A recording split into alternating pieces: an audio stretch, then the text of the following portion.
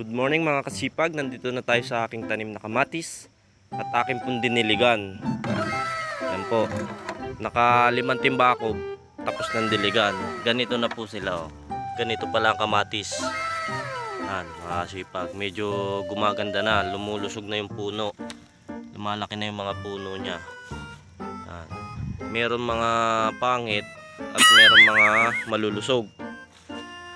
Ayan, hindi ko po alam kung paano abyadin itong ganitong kamatis. Ano, malalaki na po yung iba, kita na sa malayo. Ayan. Meron na nga namatay sa sobrang init. Oh, no! Kaya dinidiligan, katulad doon ito, patay yung isa. Ayan. Yan o, medyo mahina. Kaya diniligan ko na may kasamang abono.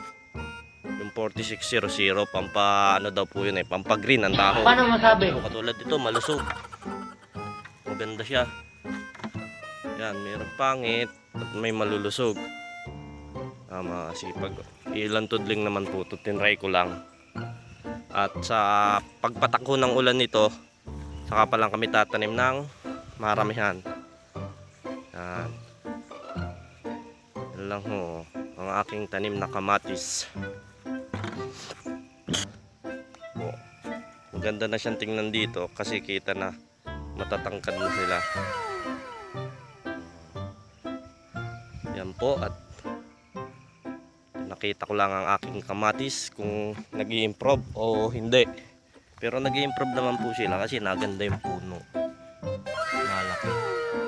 At yung dahon niya na nalapad. Siguro natalab na yung ipot. Tsaka yung mga abono. Bagay, ipot pa lang ang nakalagay dito. Ayan, mga kasipag. Thank you po.